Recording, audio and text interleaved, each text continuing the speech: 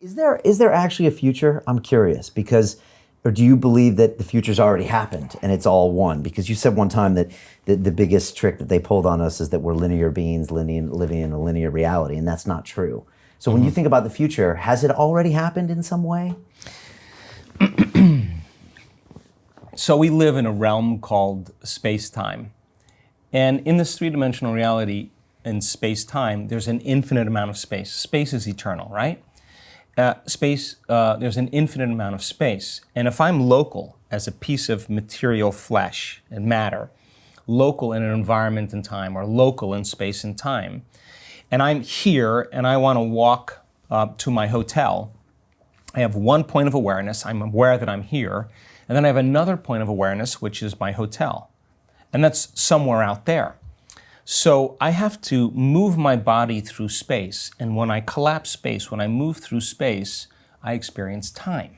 So time is the result of moving through space, right? And it's kind of the realm of Newtonian physics, the realm of the predictable, because we can fly from London to Los Angeles or San Diego. You know exactly how long it's going to take as long as you know the distance and the speed, right? So the world of Newtonian physics is the world of the predictable.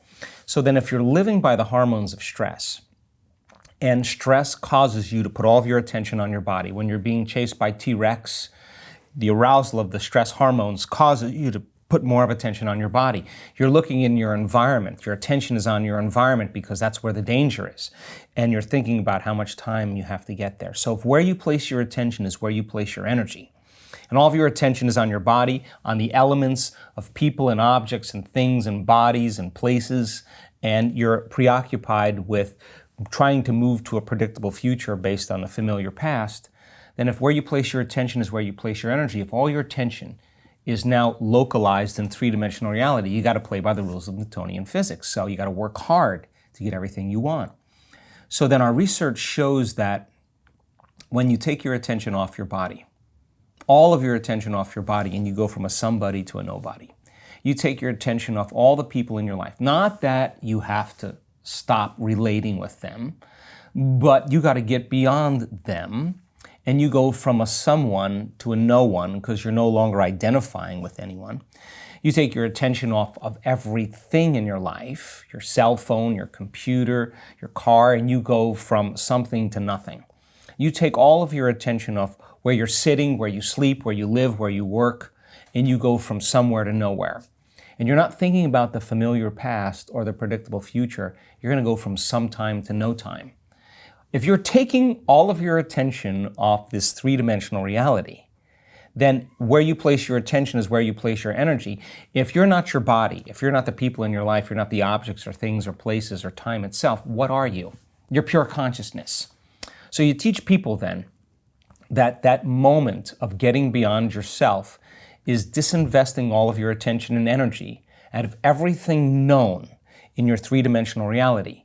What is going to happen to the mechanism here called your neocortex? You're going to begin to slow your brain waves down because you're not analyzing and thinking about any of those people or objects or things.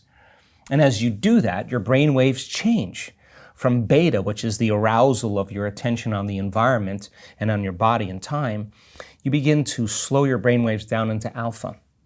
Now, at the same time, we teach people how to take their attention off of everything material and from a narrow focus on the material world and begin to go from a convergent focus to a divergent focus, to open their awareness, the act of creating what's called a broad focus or an open focus.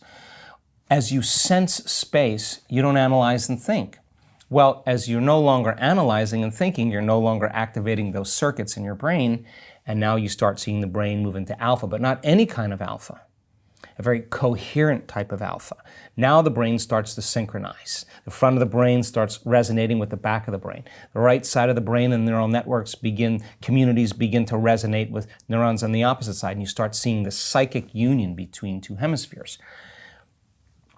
Some people do it so well that they slip into this realm called theta, coherent theta brainwaves. Now, this mechanism, the home of your identity, the seat of the known self, the memory bank of your past identity, the autobiographical self, lights go out in theta.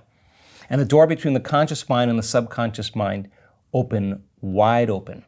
And now you're in the eternal present moment. And if you teach a person now to find a frequency of oneness and wholeness, if you teach them as consciousness that their consciousness can merge to the consciousness of the unified field, and they can surrender their consciousness into a greater consciousness, they can lose themselves in nothing to become everything, and they can find that frequency, they can pay attention to it, they can experience it, they can become more aware of it, they can feel it. Every experience, every moment is laying down new connections in their brain for them to perceive more of it. If they do this properly, and their consciousness begins to connect to the consciousness of the unified field, now they're in that realm of the quantum, and in the realm of the quantum, time is eternal.